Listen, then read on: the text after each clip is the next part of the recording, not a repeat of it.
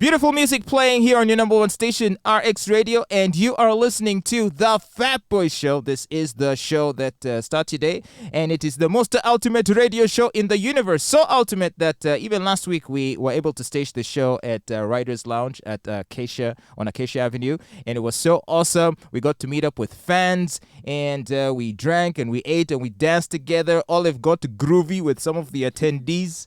It looks like she made lots of new friends there, at least judging from the photos and the videos I saw of the event. Huh?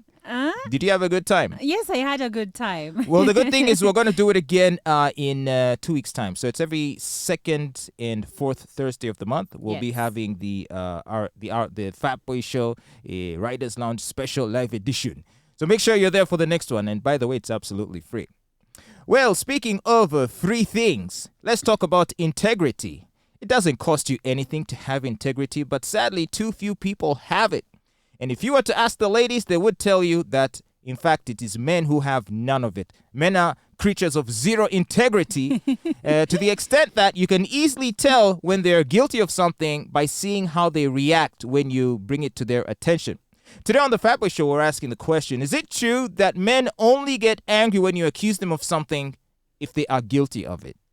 Not only, of course, because men are also human beings. There are other things that will get them, angry. But if it is between a man and woman, half the time when the guy is acting out or is lashing out, it's because he did it. So let's say you accuse a guy of doing something and he's innocent. What is his typical reaction?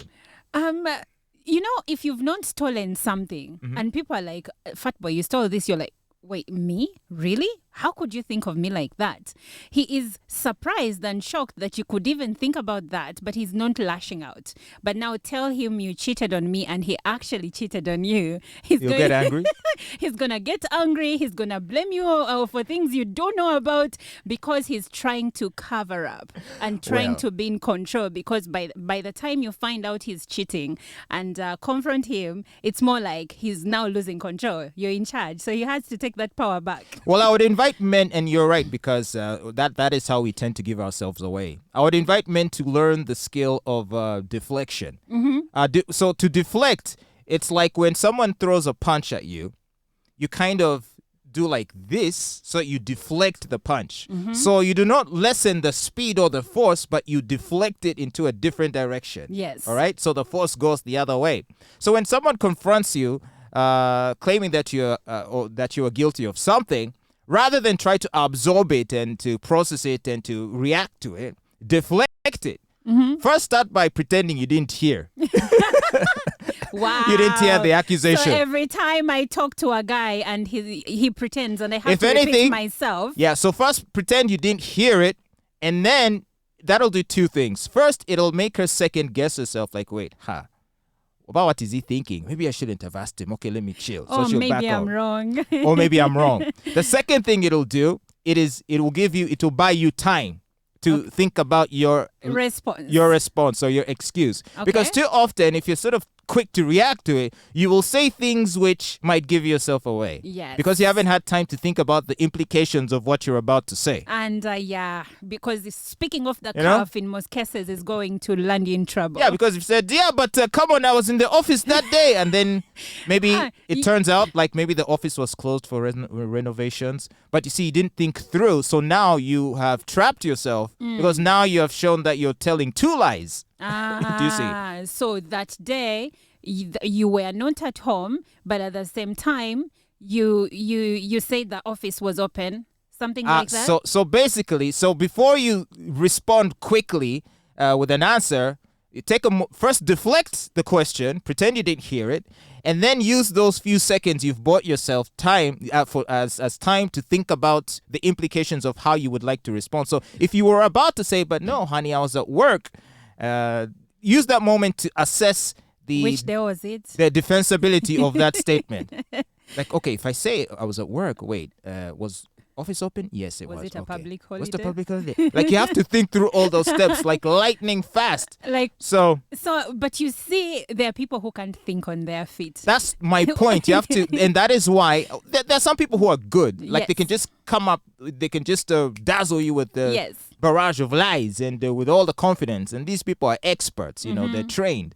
But then for you who may not be such an expert, you might want to find utilize stalling mechanisms to buy you time to gather your thoughts, compose your lies, and to invent alibis. So that as she keeps interrogating you, you have an answer for the next question. But you see, that can only work for you if you're like, this is something new, or this is something that you don't usually do, that you are a trustworthy person on the whole. But if this is a pattern, if this is something you've been doing over and over, we also learn. Because the one thing we've mastered is to look at you as you speak. When I'm going to ask you a question where I know you're going to try to be defensive, first of all, I come ready to read your body language, to read your reaction, to listen to the tone of your voice, so that I know when he says this or speaks like this, he's lying. It's like some people will talk to you, and every time how you know he's lying, every time he finishes a sentence, he's like, you know what I'm saying? You're like, why are you lying to me? He's like, babe, I'm not lying, you know what I'm saying? Or you know what else you can do? You can just grab her and say, hey baby, come over here. Why are you asking me such funny questions? Come here, baby. Come over. Let me hold you, baby. That does you look not so work beautiful. all the time, Come on, honey. Really? It doesn't. And she'll even forget the question she was about to ask you. No, not all the time. You forget that it is different strikes for different women. Oh, really? A young woman, that yes. Grown woman, not so much. Well, you got to start somewhere because if you're going to allow yourself to be ambushed with accusations and you haven't thought through in advance how you are going to be reacting to these things, you're going to just reveal yourself. You're going to expose yourself and get in trouble. So, and that'll put your relationship in jeopardy. They say that if you must tell a lie, first convince yourself with the lie. So that because you believe your lie, when you're telling it, it's going to be ironclad. It's hard to decipher. Wow, that sounds like expert advice coming from someone who has perfected the act of convincing herself of her own lies. Well done, Olive. Well done. Thank you. Yeah? I said nothing. Well, keep listening to your number one station, RX Radio. This is the Fatboy Show, and we ain't lying about that.